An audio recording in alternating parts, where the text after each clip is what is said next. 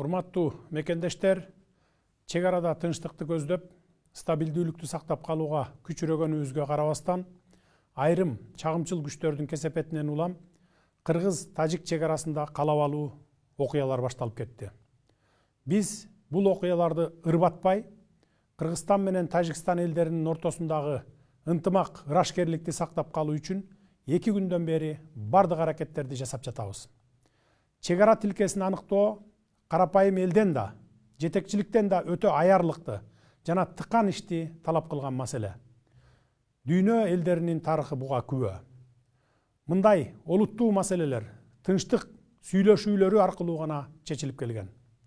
Тажик Республикасынын жетекчилери, байыркы тажик элинин акылкөй адамдары дагы ушундай эле көз карашта экенине ишенемин. Биздин элдерге тынчтыкты сүйүүчүлүк, бирин-бири урматтоо мүнөздүү. Буга биздин көп кылымдык тарыхыбыз далил. Эки элдин достугу Манас эпосунда Манас атабыздын Каныкей апабызга сүйүүсү, арзуусу аркылуу чагылдырылгандагы тегин жерден эмес. 21-кылымда Кыргыз менен Тажик элдери ынтымакта жашоонун өрнөгүн көрсөтүүгө тийиш.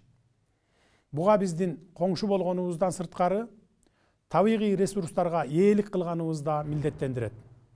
Мен асыресе суу маселеси жөнүндө айтып жатам. Себеби Кыргызстан менен Тажикстан таза суунун запастарына ээлик кылуу жагынан алдыңкы орунда турган өлкөлөрбүз.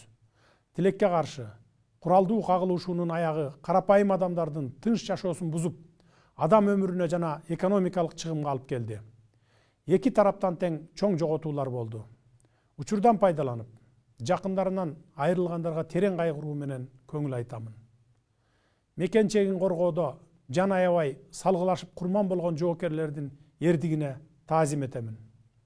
Согушту башташ оңой, токтотуш оор деп айтылат.